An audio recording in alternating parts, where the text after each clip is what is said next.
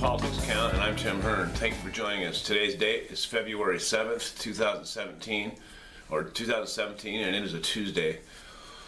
Bill O'Reilly of Fox News interviewed Donald Trump, which aired ahead of the Super Bowl on Sunday as of this writing, where Trump repeated his respect for Putin, despite being confronted with accusations that Putin has killed journalists and dissidents in Russia.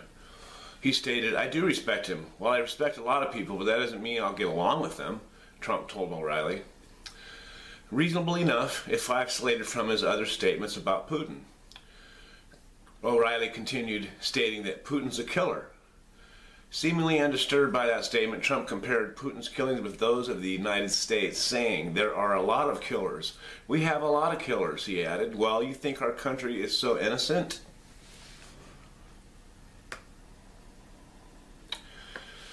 Trump also said he thinks the United States is better getting along with Russia than not. That was the most recent example of Trump's stated admiration for both Russia and Putin. Going back as far as October of 2007, Trump was respecting Mr. Putin. Trump said Putin is doing a great job in October of 2007. "Look at Putin, what he's doing with Russia. I mean, you know what's going on over there. I mean, this guy has done, whether you like him or you don't like him, he's doing a great job in rebuilding the image of Russia and also rebuilding Russia, period," Trump told Larry King of CNN. In December 2011, Trump praised Putin's intelligence and no-nonsense way in his book, Time to Get Tough.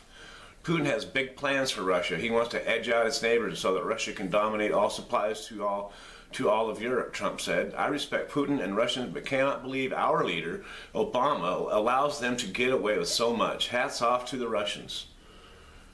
Seems to know a lot about what's going on over there.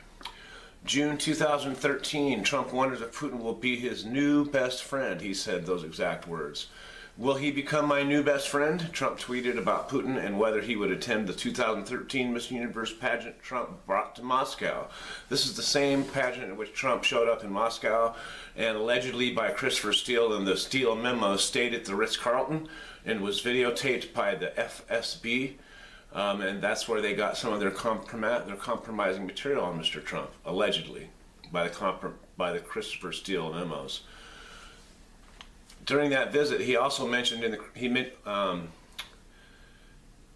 this particular tactic is normal procedure for the FSB, spoken about by Malcolm Nance in the plot to hack America.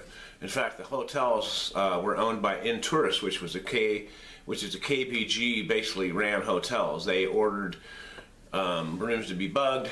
Most of the rooms were pre-bugged, and it was very hard to get a room that wasn't bugged. Mr. Trump stayed in the presidential suite in the Ritz-Carlton that night. I wonder if that would be bugged. It seemed like a room you might want to bug. It's a very important room. Very important people would stay there. October 2013, Trump says Putin is outsmarting the U.S. He thinks he's really done a great job. I think he's really done a great job of outsmarting our country, Trump told Larry King, after Putin dissuaded the U.S. from striking Syria by arranging for the removal of Syria chemical weapons. Excuse me. Here they come now. July 31st, 2015, Trump says they'd get along. "I think I'd get along very well with Vladimir Putin. I just think so," Trump said in one of his first comments about the Russian leader since launching his presidential bid last June. October 11th, 2013, Trump says they had good ratings together. Asked on CBS Face the Nation about similarity between him and Putin, Trump pointed to their appearance on the same edition of 60 Minutes, saying, "I think the biggest thing we have is that we are on 60 Minutes together, and we've had fantastic ratings. One of your best rated shows in a long time," Trump joked. "So that was good, right? So we were stablemates." Trump said he and Putin are very different, but they would get along very well. "I think that I would get along with them very well. I don't think that you'd have to be having that kind of problems that you're having right now," Trump said. November 10th, 2015, Trump reiterates that he and Putin were stablemates. "I got to know him very well because we were both on 60 Minutes. We were stablemates, and we did very well that night," Trump said. Transcript retrieval shows he and Putin had been interviewed at different times in different countries for the same news program. Trump repeated this as many times at rallies. December 17th, 2015, Trump returns Putin's praise.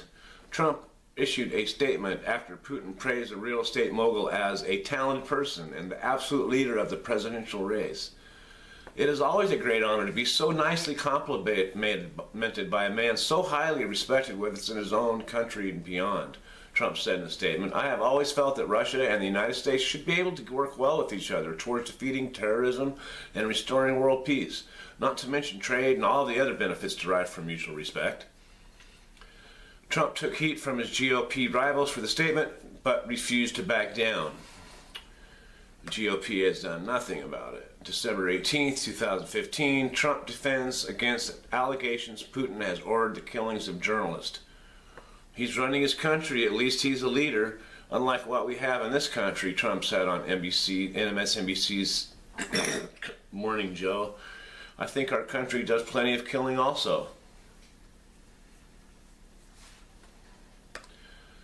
Wasn't the first time he said it then. February 17th, 2016, Trump says he'd be crazy to disavow Putin's praise. I have no relationship with him other than he called me a genius.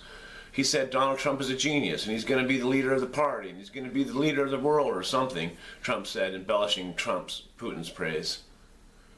These characters that I'm running against said, well, we want to disavow that statement. We want you to disavow that statement. I said, what? He called me a genius. I'm going to disavow it? Are you crazy? Can you believe it? How stupid are they? And besides that, wouldn't it be good if we actually got along with countries? Wouldn't it actually be a positive thing? I think I've had a good relationship with Putin. I mean, who knows? He continued.